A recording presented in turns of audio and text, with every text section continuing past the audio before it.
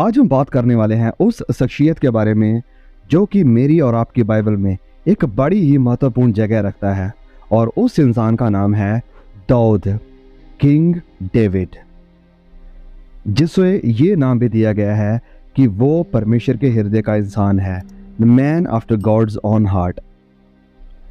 दाऊद की ज़िंदगी हमें बहुत कुछ सिखाती है, बहुत कुछ है जो हम उससे सीख सकते हैं, लेकिन 3 ये चीज़ें महत्वपूर्ण हैं। सबसे पहले विश्वास, आज्ञाकारी और धीरज, जो हम दाऊद की ज़िंदगी से सीखते हैं।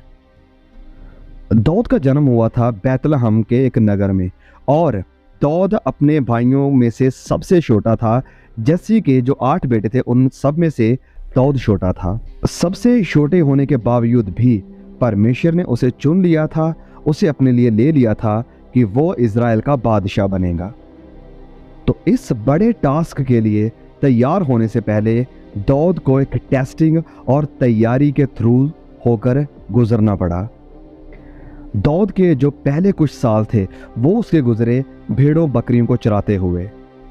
अब ये सब कुछ देखते हुए हमें लगे कि ये कैसा टास्क है, ये कैसी तैयारी है। लेकिन इन्हीं दिनों के दरमियान ही दाऊद ने परमेश्वर से बहुत कुछ सीखा। दाऊद ने इसी दरमियान सीखा परमेश्वर के ऊपर विश्वास को बनाकर रखना और लीडरशिप के बारे में कि लीड कैसे करना है। दाऊद को अपनी भेड़ों बकरियों को बचाना होता था बाकी जंगली जानवरों से, और वो कर रहा था, और इसके लिए वो परमेश्वर के ऊपर डिपेंड था, परमेश्वर के ऊपर उसका विश्वास था, परमेश्वर की ताकत के द्वारा वो ये सब कर पा रहा था। दाऊद जबकि लड़का ही था, वो भालू को और शेरों के साथ लड़ रहा था और उनका सामना कर रहा था। जब हम पढ़ते हैं 1 शमूएल अध्याय 17 वचन 34 और 36 में, दाऊद ने शाऊल से कहा कि तेरा दास अपने पिता की भेड़ बकरियां चराता था, और जब कोई सिंह या भालू झुंड में से मेमना उठा ले जाता तब मैं उसका पीछा करके उसे मारता और मेमने को उसके मुंह से छुड़ा लेता, और जब वह मुझ पर हमला करता तब मैं उसके केश को पकड़कर उसे मार डालता। तेरे दास ने सिंह और भालू दोनों को मारा है।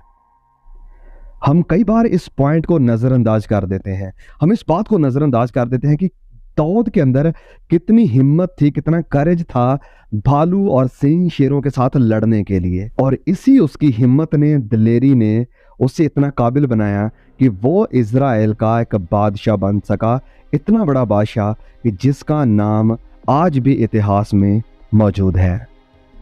भालू और शेर को मारने, इनका सामना करना कोई बच्चों का खेल नहीं था। इसके लिए हिम्मत, ताकत, बल चाहिए होता था, लेकिन दाऊद के पास वो था। वो बचपन से ही शूरवीर था, योद्धा था, वॉरियर था। दाऊद कोई आम शूरवीर, कोई आम बादशाह, कोई आम राजा नहीं था। वो एक बड़ा ही बलवान, हिम्मत वाला, ताकत वाला और सबसे जरूरी बात परमेश्वर का भय मानने वाला बादशाह था। दाऊद ने शेर को मारा, भालू को मारा और उस गोलियत को मारा जिसके आगे शाऊल और उसकी आर्मी ढेर हो चुकी थी, डर चुकी थी। उसका सामना आकर दाऊद करता है, बड़ी हिम्मत दिखाकर उसका सामना करता है, और दाऊद के विषय में बड़े बड़े गीत बोले जाते हैं उसकी प्रेज के लिए, उसकी महिमा के लिए, कि वाकई में दाऊद कितना महान है, कितना बड़ा है। दाऊद वो इंसान था जो युद्ध देखकर पीछे नहीं भागता था। वो भालू के पीछे भागने वाला, वो शेरों के पीछे भागने वाला, वो इस गोलियत के पीछे भागने वाला, लोगों, आर्मी, सेनाओं के पीछे भागने वाला और उनके साथ लड़कर उनके ऊपर जीत पाने वाला शख्स था। और दाऊद के अंदर ही था, ये दाऊद की अगुवाई में ही था कि इज़राइल एक बहुत ही ताकतवर, एक बहुत ही पावरफुल देश, एक किंगडम बन चुका था। ओके, तो हमारी कहानी की शुरुआत होती है राजा शाऊल से, जो कि इज़राइल का सबसे पहला बादशाह था। अब क्योंकि राजा शाऊल ने परमेश्वर के वचनों को नहीं माना, उसकी आज्ञाकारी नहीं की, तो परमेश्वर ने उसे नकार दिया, उसे रिजेक्ट कर दिया। तो उस वक्त जो न्याय था, या जो एक परमेश्वर का भय मानने वाला परमेश्वर का दास था, वो था सैमुएल। परमेश्वर ने सैमुएल को ये टास्क दिया कि अब वो उस इंसान को मसा करेगा इज़राइल का दूसरा बादशाह बनने के लिए, जो कि परमेश्वर के हृदय का इंसान है, परमेश्वर की वफादारी में उसकी बात को मानने वाला इंसान है। और परमेश्वर ने सैमुएल की अगुवाई की कि वो जाए यसी के घर में, यसी जो कि दाऊद का पिता था, तो कि वहाँ पर मैंने एक इंसान को चुना है जिसे तू मसा करेगा इज़राइल का दूसरा राजा बनने के लिए। तो बड़ी इंटरेस्टिंगली जब हम वचन में पढ़ते हैं तो वहाँ हमें पता चलता है कि जब यिशै को पता चलता है कि सैमुअल आया है मेरे बेटों को मसा करने के लिए कि वो राजा बने, तो वो अपने सातों बेटों को खड़ा करता है जिसमें कि दाऊद नहीं था। सबसे बड़े को वो खड़ा करता है और शमूएल उसके बड़े बेटे को देखकर सोचता है कि शायद यही है जिसे परमेश्वर ने चुना है। लेकिन परमेश्वर सैमुअल से कहते हैं कि नहीं, तुम लोग बाहरी रूप को देख रहे हो, परमेश्वर बाहरी रूप को नहीं देखता है, वरन वो अंदर को देखता है कि उसके अंदर क्या है। ये वो इंसान नहीं है जिसे मैंने चुना है इज़राइल का दूसरा राजा होने के लिए। तो इस सारी जो लाइन लगी हुई है सातों बेटों की, इन्हें देखकर हम ये सोच सकते हैं कि ये लोग तैयार थे, इस योग्य थे, इस लायक थे कि उन्हें राजा बनाया जाए। वो ऑलरेडी आर्मी में काम कर रहे थे। लेकिन एक एक करके सैमुअल ने कहा कि नहीं, इन सातों में से कोई नहीं है जिन्हें परमेश्वर ने चुना है। हाँ, इन्हें तुमने चुना है, आपको लगता है कि ये हो सकता है, लेकिन परमेश्वर की नजरों में ये नहीं है। तो सैमुअल ये सब कुछ देखते हुए फिर पूछता है यिशै से कि क्या तेरे यही बेटे हैं? और यिशै कहता है कि नहीं, एक और है जो कि यहाँ पर नहीं है, वो भेड़ों बकरियों को चरा रहा है, वो खेतों में है। तो सैमुअल ने यिशै से कहा कि प्लीज जाओ और उसे भी बुलाओ। और जैसे ही दाऊद आता है और सैमुअल दाऊद को देखता है तो वो देखते ही कहता है कि ही इज द मैन, वही है जिसे परमेश्वर ने चुना है। तो सैमुअल ने हॉर्न लिया जिसमें ऑयल भरा पड़ा था और मसा किया उसके भाइयों के सामने इज़राइल का दूसरा राजा बनने के लिए।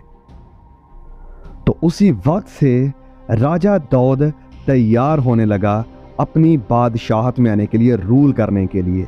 और इससे हम ये बात सीख सकते हैं कि परमेश्वर हमारी आउटवर्ड अपीयरेंस को नहीं देखता है, हमारे स्ट्रक्चर को नहीं देखता है, हमारी इंटेलिजेंस को नहीं देखता है। उसका टारगेट, उसका फोकस, उसका ध्यान है हमारे दिल पर कि हम अंदर से कैसे हैं, हमारे इरादे कैसे हैं, हमारा दिल परमेश्वर के प्रति, लोगों के प्रति कैसा है। और इसी चीज को देखकर परमेश्वर हमें अपने काम के लिए, अपनी महिमा के लिए, अपने किंगडम के लिए तैयार करेंगे। देखिए, दाऊद सबकी पसंदीदा कैंडिडेट नहीं था राजा होने के लिए, लेकिन क्या करें, परमेश्वर लोगों की पसंद को नहीं देखता है, परमेश्वर इंसान के हृदय को देखता है। परमेश्वर ने उसी को चुना जिसे दूसरों ने, सबने रिजेक्ट कर दिया था, क्योंकि परमेश्वर ने उसके दिल को देखा। तो हाँ, हम दाऊद के बारे में ये जानते हैं कि दाऊद बड़ी हिम्मत वाला इंसान था, लड़ाई से भागने वाला नहीं, वरन लड़ाई में जाकर दुश्मनों को हराने वाला, परमेश्वर के ऊपर विश्वास रखने वाला। और लोग उसका नाम देखकर उस वक्त डरने लगे थे, क्योंकि इतने बड़े किंगडम को, एम्पायर को उसने खड़ा किया था। लेकिन इन सबके बावजूद भी डेविड एक बहुत ही इमोशनल टाइप का इंसान था। उसे देखा गया रोते हुए, दूसरों के प्रति उसका दिल कमजोर था, दूसरों के प्रति वो दूसरों के दुख को, दर्द को देख नहीं सकता था, काफी इमोशनल हो जाता था। बहुत से भजन जो दाऊद ने लिखे, हम देख सकते हैं कि वो भरे पड़े हैं आनंद के साथ, सौरो, दुख, गम, तन्हाई के साथ, जो कि हमें भी बड़ी हिम्मत आज देते हैं। दाऊद अपने इन इमोशंस को छुपाता नहीं था, इनसे डरता नहीं था, वरन खुलकर इन्हें बयां करता था। परमेश्वर के सामने वर्शिप सॉन्ग्स के द्वारा इन्हें लिखता था और लोगों को और परमेश्वर को दिखाता था कि उसके अंदर क्या चल रहा है। और दाऊद की ये इमोशनल साइड परमेश्वर के प्रति बहुत ज़्यादा थी, क्योंकि वो अपने पूरे दिल से परमेश्वर को चाहता था, परमेश्वर से प्यार करता था, और वो इस बात से कभी शर्माता नहीं था, इस बात को कभी छुपाता नहीं था। उसके भजनों में जो उसने लिखे हैं, परमेश्वर के प्रति उसकी प्रीत, उसका प्यार, उसकी मोहब्बत हमें देखने को मिलती है। जब हम पढ़ते हैं भजन संहिता 27 वचन 4 में, कितना खूबसूरत वो कहता है कि एक वर मैंने यहोवा से मांगा है, उसी के यत्न में मैं लगा रहूंगा कि मैं जीवन भर यहोवा के भवन में रहने पाऊं, जिससे यहोवा की मनोहरता पर दृष्टि लगाए रखूं। परमेश्वर की खूबसूरती के ऊपर बोला मैं नजर लगाए रखूं और उसके मंदिर में ध्यान किया करूं। फिर वचन 8 में वो कहता है कि तूने कहा मेरे दर्शन के खोजी हो, इसलिए मेरा मन तुझसे कहता है, हे यहोवा तेरे दर्शन का मैं खोजी हूँ। क्या हम कह सकते हैं कि हे यहोवा, हे मेरे पिता, हे प्रभु यीशु, तेरे दर्शन का मैं खोजी हूँ? तो दाऊद का प्यार, दाऊद की मोहब्बत परमेश्वर के प्रति सच्ची थी, जेन्युइन थी, जिसके कारण वो लगातार अपने दिल से परमेश्वर को चाहता था, दिल से परमेश्वर के साथ बना हुआ था। लेकिन इन सब के बावजूद भी हम क्या देखते हैं कि डेविड को हम पाते हैं कि वो डिप्रेशन, निराशा के साथ डील कर रहा है, वो निराशा के गड्ढों से होकर गुजर रहा है। और ये इज़राइल कितना बड़ा बादशाह, इतना बड़ा शूरवीर, हिम्मत वाला, ताकत वाला, दलेरी वाला, निराशा का सामना कर रहा है, डिप्रेशन से होकर गुजर रहा है, स्ट्रगल कर रहा है। और इससे हमें यह भी सीखने को मिलता है कि सबसे स्ट्रॉन्गेस्ट लोग भी निराशा से, अंधेरों से, कठिनाइयों से होकर गुजरते हैं। और हम में से हर कोई डेविड की तरह कई बार फील कर चुका है। बहुत से लोगों को मैं जानता हूं जो जिनकी ज़िंदगी में कभी कभी बड़ी हिम्मत दिखाई देती है, विश्वास बड़ा स्ट्रॉन्ग दिखाई पड़ता है, लेकिन कई बार ऐसा वक्त आ जाता है कि वो दाऊद की तरह निराश हो जाते हैं, डिप्रेशन में चले जाते हैं, कई बार मुश्किलों का सामना, स्ट्रगल का सामना करते हैं। और ये एक नॉर्मल चीज़ है, ज़िंदगी का ये हिस्सा है, क्योंकि इन सब में भी परमेश्वर हमें को सिखाना चाहते हैं, अपने करीब लेकर आना चाहते हैं, अपने अनुग्रह में, अपने प्यार में बढ़ाना चाहते हैं।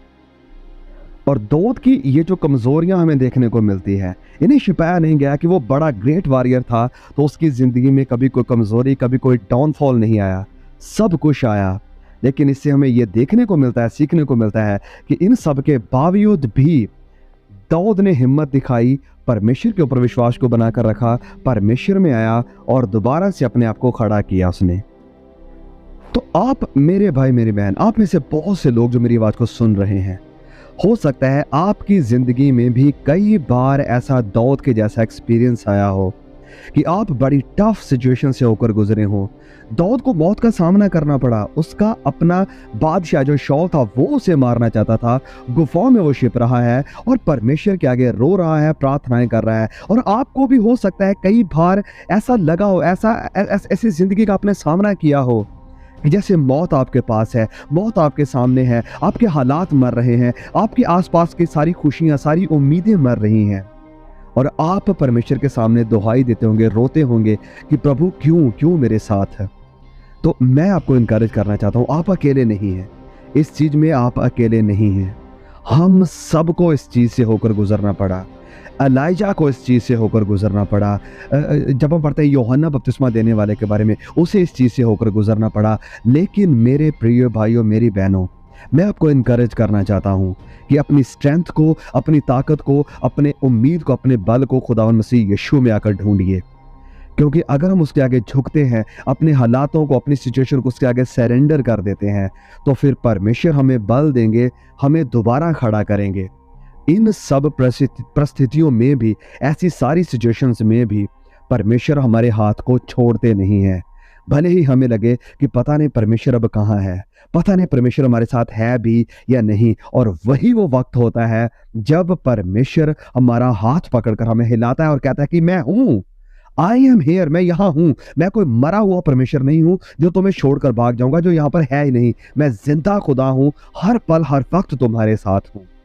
और दाऊद ने भी वचन में लिखा कि अपने आप को तकड़ा किया, अपने आप को बलवंत किया परमेश्वर के हाथों में, परमेश्वर की ताकत के साथ है। जब हम पढ़ते हैं वचनों में, जब हम पढ़ते हैं पहला शमूएल अध्याय 30 और उसके वचन 1 से पढ़ेंगे, जब हम, बड़ी खूबसूरत घटना ये हुई थी। प्लीज़ इसके ऊपर ध्यान दीजिए और हम वीडियो को ख़त्म करने वाले हैं।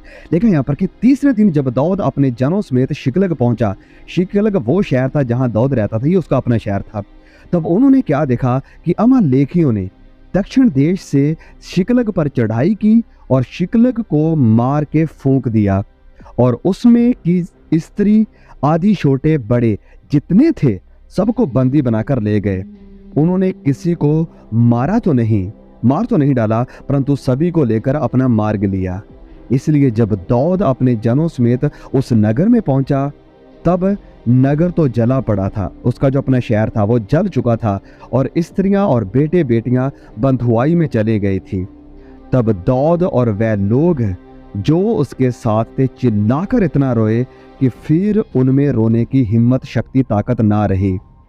दाऊद की दोनों पत्नियां भी, यस, इस बात को ध्यान दें, दाऊद की दोनों स्त्रियां यिज्रेली, अहीनोआम और कमरेली, नबाल की स्त्री अबीगैल बंदी बना ली गई थी।